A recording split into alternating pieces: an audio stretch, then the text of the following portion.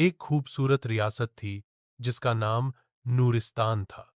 वहां सब कुछ रोशन और खुशहाल था।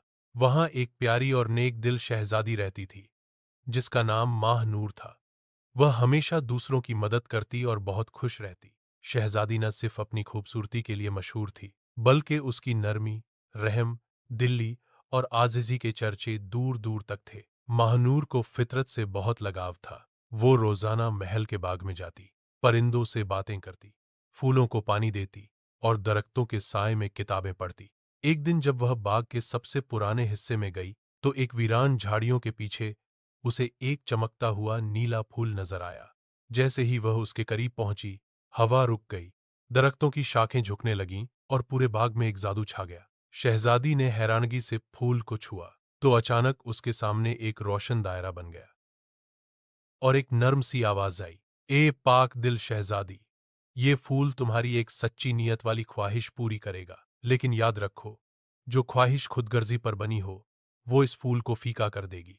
महानूर कुछ लम्हे सोचती रही। वो चाहती तो महल को सोने से भर लेती, अपनी खूबसूरती बढ़ा सकती थी, या दुनिया की सबसे ताकतवर शहजादी बन सकती थी। मगर उसने फूल के सामने हाथ जोड़कर कहा, ए जादुई फूल, मेरी रियासत के सब लोग हमेशा खुशहाल, तंदुरुस्त और अमन में रहें।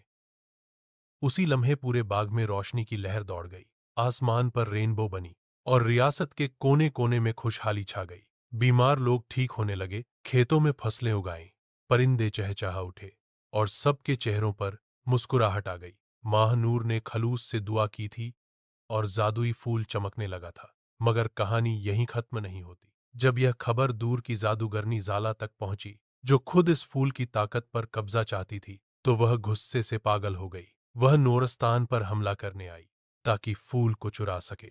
मगर जैसे ही वह बाग में पहुंची, फूल की रोशनी इतनी तेज हो गई कि ज़ाला की सारी जादुई ताकतें मिट गईं।